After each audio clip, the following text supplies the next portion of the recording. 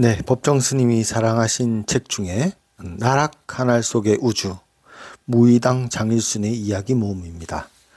오늘 살펴볼 내용은요, 화합의 논리, 협동하는 삶이라는 제목입니다. 이 책은요, 무의당 장일순 선생님이 이렇게 강연하신 거라고 해야 되죠. 사람들 앞에서 이야기하신 것을 토시 하나 빼놓지 않고 녹음시켜 놨다가 토시 하나 빼지 않고 다시 이렇게 글로 옮겨놓은 내용입니다. 그래서 책 이야기가 책인 것 같지 않고 읽다 보면 꼭 앞에서 이 장일순 선생님께서 말하는 것처럼 들립니다. 질문도 하고요. 거기에 앉아있던 사람들이 대답도 하는 그런 형식이거든요. 이제 오늘도 한번 이야기가 시작되는 거죠. 나 사실 책은 별로 안 좋아하는, 책 읽는 걸 좋아하지, 누가 이야기해 달라고 하면은, 좀 사양하는 편이지만, 어차피 이제 세상에 이제 더 이상 새로운 이야기는 없잖아요. 옛날에 다 이 위대하신 분들이 또 다 했던 말을 다시 더듬어 보는 거일 뿐이다. 그래도 좋은 뜻으로 모인 거니까 내가 한마디 하겠다. 이렇게 겸손하기 시작하십니다. 먼저 이제 우리가 어렸을 때 어른들이나 스님들 말씀을 들어보면은 그 생명 존중하는 그 사상이 있잖아요. 그 이도 안 잡았다고 하죠. 스님들이 이가 생기면 머리에 이가 생기면 그냥 밖에 나가서 옷을 턱턱 털고 머리도 털고 이렇게 털어서, 예전에는 이제 이를 잡으면 이제 손톱으로 이렇게 눌러서 딱딱 하는 소리를 들으면서 죽이곤 했잖아요. 그거를 하지 않고 이제 털어서 했다는데, 그 원효대사 정기에 보면은 절터를 이제 닦으려면은 아무래도 땅을 파헤치고 나무를 베어서 또 건물도 지어야 되잖아요. 그 옆에 있던 이제 그 사복이 이렇게 묻습니다. 우리가 이렇게 걸어 다니고 이렇게 하는 동안에 생명도 많이 죽고 나무도 해치고 하는데 이거는 또 산 것을 해치는 거 아닙니까? 큰 죄가 아닙니까? 이렇게 말하니까 오녀대사께서 그래, 맞다. 확실히 죄를 짓는 거다. 그러나 이제 이 절을 짓는 것은 사람만 위해서, 우리를 위해서만이 아니라 살아있는 일체의 것을 위해서 우리가 이렇게 절을 짓는 거니까 부처님께서도 이해해 주실 것이다 라고 말씀하셨다는 이야기가 있는데요. 그냥 이 무의당 장일순 선생님께서도 처음에 예전에는 감상적인 말이다 이렇게 생각만 하고 있었는데, 이분이 이제 감옥살이를 하면서 사형수들을 보면서요 또 새롭게 느끼게 됩니다. 사형수들이 이제 사형이라는 것을 선고받고 나면 나라고 하는 자체가 없어지는 거죠. 어차피 죽을 거고, 이제 자기 몸은 이 세상에서 끝난 게 되잖아요. 그래서 밥을 주고 이렇게 하면은 폭이 단념인 거죠. 내가 이거 조금 더 먹으면 뭐하고 살아있으면 뭐 하겠습니까? 방 안에 드나드는 쥐나 아니면 철창 밖에 이렇게 나무가 있으면은 이제 새도 막 있잖아요. 그 새들한테도 밥을 좀 남겨주고, 또 쥐하고도 이제 쥐한테도 밥을 나눠주고 하는 겁니다. 그러다 보면은 이제 점점 쥐도 찍찍찍거리면서 이제 다가오고, 새도 보통 인간에게는 하지 않던 행동을 하더라 이 말이죠. 정말 자기를 버리고 자기가 바로 이 쥐와 새들이 존재를 이제 깨닫고 자기라고 하는 그 개념이 무너지면서부터 그 생명의 만남이라고 하는 그 신비로운 일이 생긴다라는 걸 깨달으셨다고 합니다. 이 무의당 선생님은 나는 신앙을 가졌다 하는 교회 다니는 분들에 대해서 한마디 하시는 부분이 있어요. 내가 신앙을 가지고 있느냐? 자기 자신은 천주학쟁이라고 얘기합니다. 예전에 이렇게 많이 부르셨죠. 천주학생이 이름을 붙인 지는 50년이 됐는데 신앙을 가지고 있느냐고 묻는다면 아닌 것 같다. 왜냐하면 나한테는 아직도 아상이라는 게 있다. 나를 지어내는 아상이라는 거, 나라고 하는 거. 뭐 이렇게 딱 당하면 두려움이 있고, 뭐 딱 당하면 저놈이 날 해치지 않을까 하는 이런 의심도 생기고, 이런 정신 따위 가지고 믿음이라고 얘기할 수 없는 거다. 이렇게 말합니다.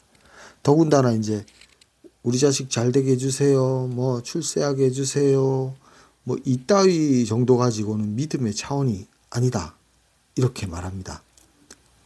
좀 부끄러워해야 되겠죠.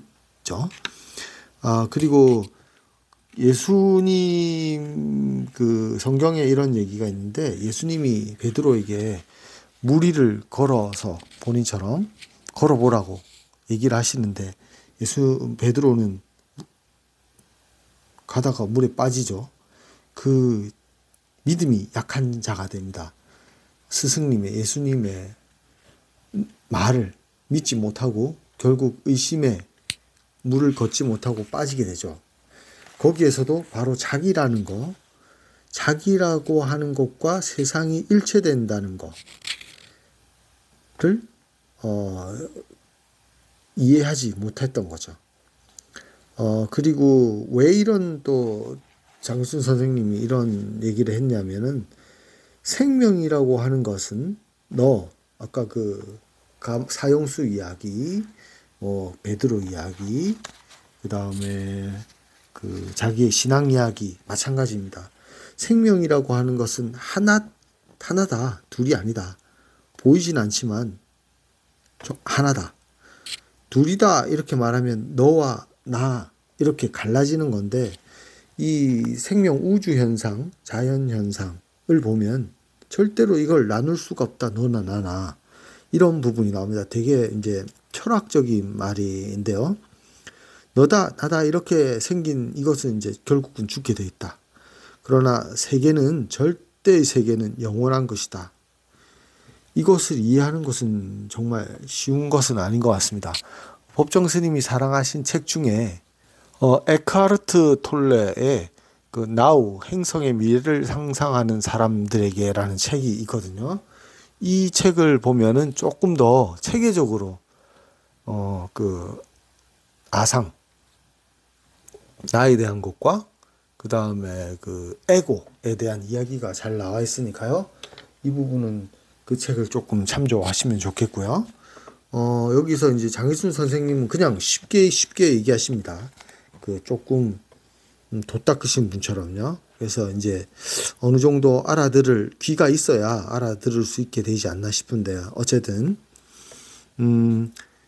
이 나와 너를 나누게 되면 이제 의심이 생기는 거죠. 이 1등이라는 것밖에 없는 세상. 사람을 못 믿게 되고 내가 가진 돈을 지키기 위해서 저놈은 내 돈만 노리는 도둑놈처럼 보이고 막 이런 막 걸 지키려고 애쓰는 이 사람들을 에게 이렇게 말합니다. 이런 것들은 하루아침에 무산될 수 있는 것이다. 그 다음에 눈으로 볼 수 있고 만질 수 있고 뭐 어쩌고 저쩌고 하는 것들은 말이지 영원한 불멸한 거는 하나도 없어. 이렇게 말씀하십니다. 여기서 지금 불과 이 방에서 저 방으로 가는 사이에도 수십 가지 생각이 왔다가 사라지잖아요. 생멸하는 게 자연의 이치인데 왔다 간 꺼지고 덫이 없다 이 말입니다. 이 물건, 돈 이런 것도 사람들이 만드는 너 나를 구분 짓는 것들이 사실 이렇게 생각같이 수십 가지의 생각이 왔다 가는 것처럼 사실은 왔다 가는 것이다.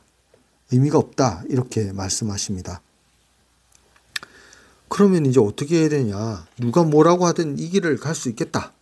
누가 뭐라든 이렇게 하는 것이 대경대도다. 가야만 하는 길이다. 이렇게 할 수밖에 없는 길이다. 이렇게 됐을 때야 이제 조금 우리는 다른 행동이 시작된다라는 말을 하십니다.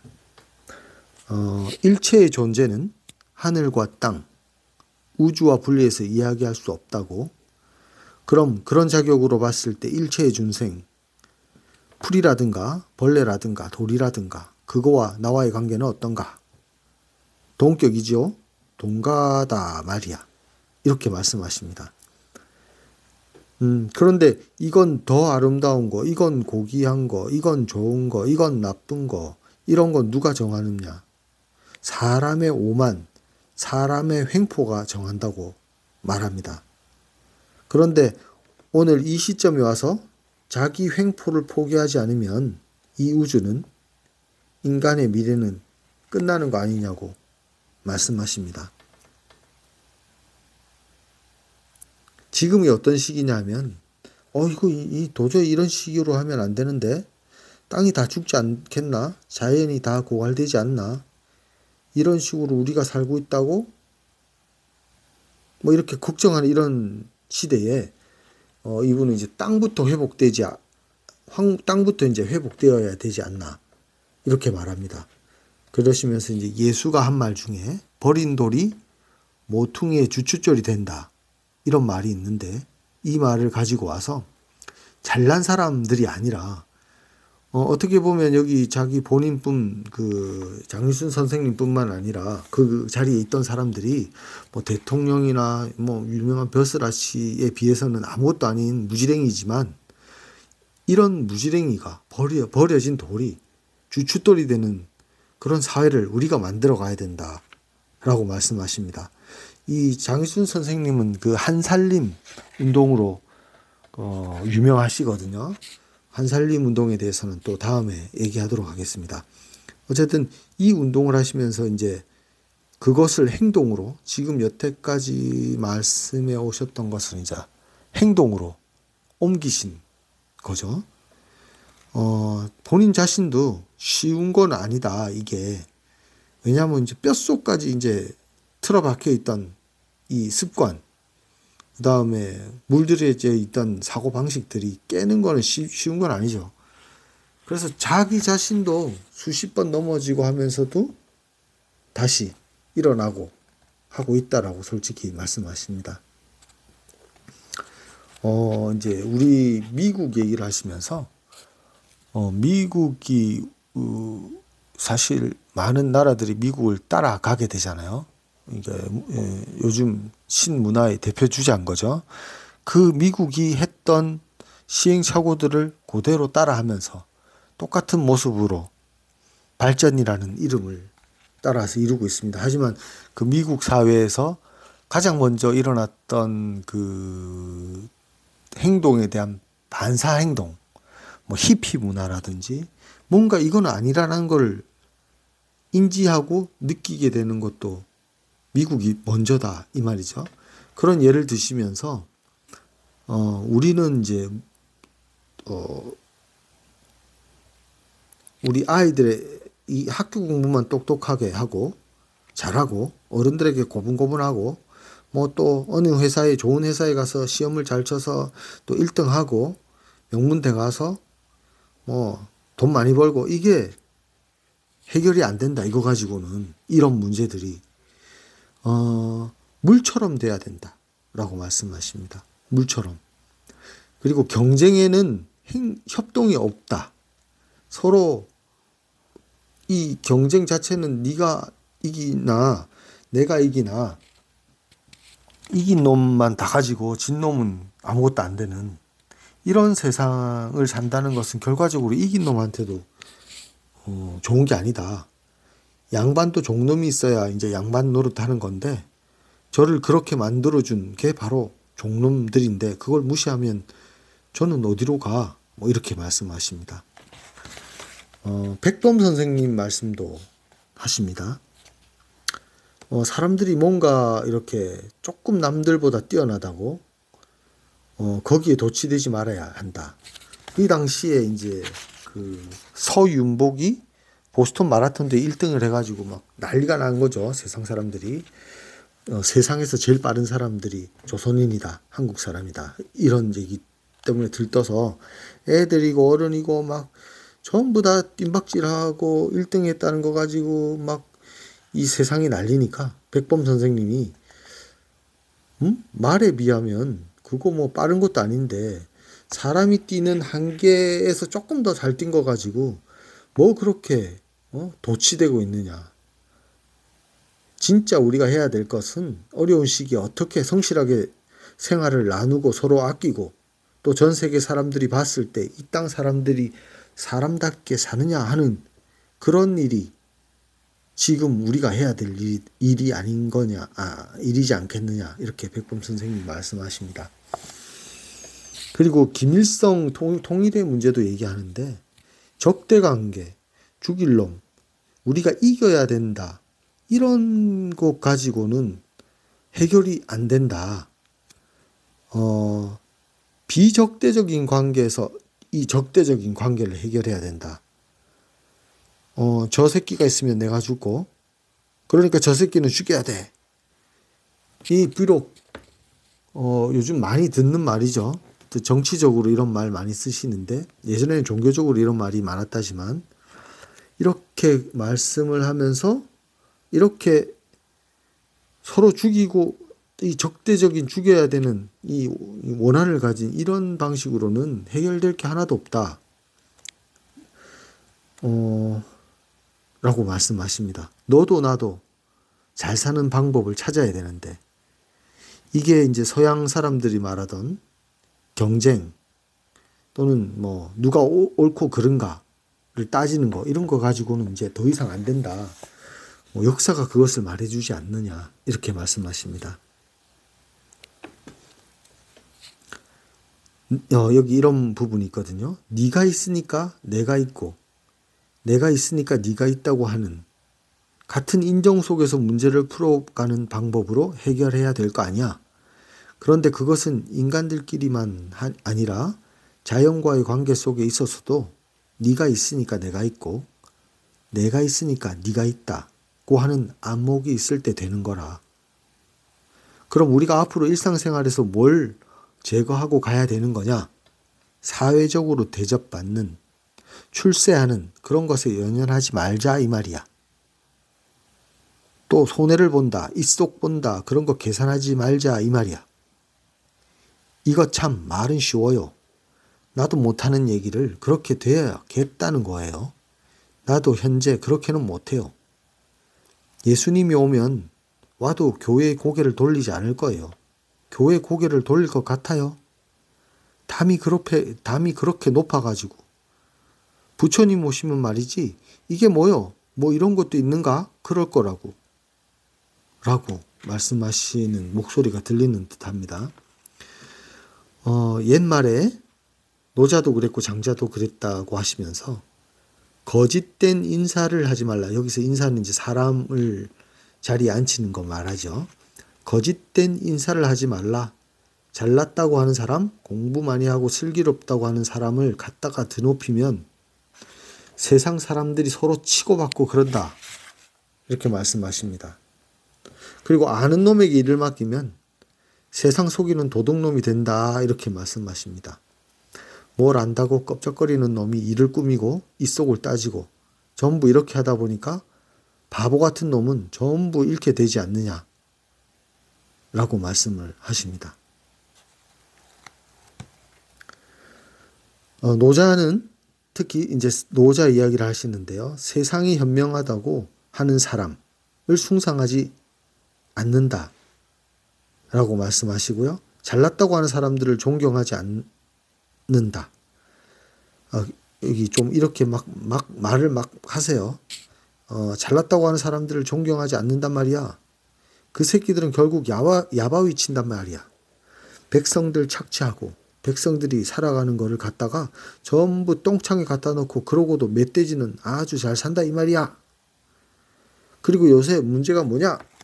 민주운동이니 뭐니 하는데 그게 또 민주운동의 목표가 뭐냐 이 말이지. 저 새끼들이 저러니까 우리도 그렇게 살아야 되지 않겠어? 하는 그런 도둑놈 심보 아니겠어? 뭐 이렇게 말씀을 하십니다. 민주화 운동 하시는 것도 얘기를 하시는데 저 새끼들이 저렇게 잘 사니까 우리도 잘 살아야겠다. 이게 결국은 소련이나 그 동유럽의 그 공산주의가 나왔을 때 부르주아가 있던 것을 다 뺏어서 우리도 잘 살아보겠다. 결국은 똑같이 나도 도둑놈이 되어 보겠다라는 그밖에 되지 않는 걸 보지 않았느냐라는 것이죠.